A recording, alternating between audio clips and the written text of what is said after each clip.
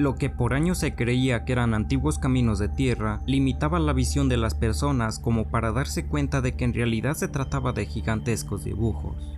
Aunque ya desde 1547 el cronista Pedro Cieza de León mencionaba señales en algunas partes del desierto, fue recién en 1927 cuando el arqueólogo peruano Toribio Mejía Cespe observó las líneas desde unas colinas cercanas y las reportó como caminos ceremoniales. Sin embargo, la comprensión completa de su magnitud llegó más tarde.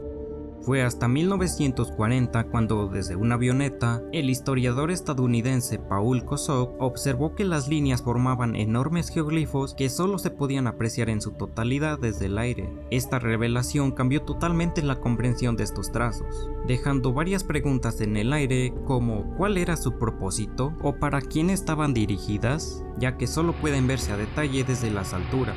Estas preguntas abrieron la puerta a décadas de investigaciones que buscaron responder estos enigmas, determinando así que las líneas tienen aproximadamente entre 1500 a 2000 años de antigüedad. Esta datación se estableció de acuerdo a estudios con carbono 14, realizados en materiales orgánicos cercanos. Además, la precisión y complejidad de estos geoglifos reflejan un alto nivel de conocimiento técnico por parte del pueblo nazca, pues a pesar del paso de los años, las líneas han permanecido prácticamente intactas gracias al clima extremadamente seco, estable y sin viento de la región. El descubrimiento de Kosok fue solo el comienzo, pues en las décadas siguientes, figuras como Mary Ritchie, una matemática y arqueóloga alemana, dedicaron su vida a descifrar los misterios de las líneas de Nazca. Ritchie propuso que estas podrían haber tenido una función astronómica o calendárica, utilizando las figuras para marcar eventos solsticiales y equinocciales.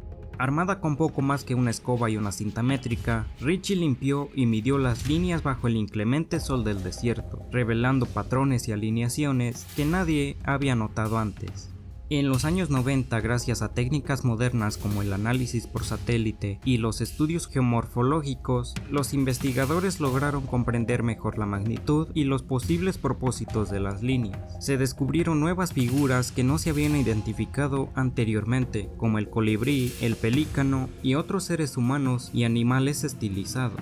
Cada nuevo hallazgo aumentaba el asombro y la intriga en torno a estas obras maestras del antiguo Perú. Con cada descubrimiento surgían más teorías. Algunos investigadores sugirieron que las líneas pudieron haber servido como caminos ceremoniales o que estaban relacionadas con rituales de agua, cruciales para la sociedad agrícola de Nazca. En una región donde la supervivencia dependía de la gestión del agua, no resulta descabellado pensar que estos geoglifos pudieran ser ofrendas o invocaciones a los dioses para asegurar la lluvia. Otros, desde una perspectiva más mística, propusieron que las líneas formaban un gigantesco mapa astronómico, una manera de conectar a los Nazca con el cosmos.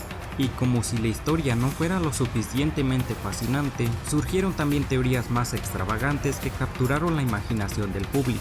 Algunas voces propusieron que las líneas eran pistas de aterrizaje para visitantes del espacio, una teoría popularizada en los años 60 por autores como Erich von Däniken. Una teoría que deja mucho que hablar, ha sido ampliamente desacreditada por la comunidad científica, y aún así sigue inspirando libros, documentales y debates hasta el día de hoy. Hallazgos que nos recuerdan que aún hay mucho por descubrir en nuestro planeta, así como más allá de él, ya que podrían llegar señales que ayuden a descifrar estos misterios.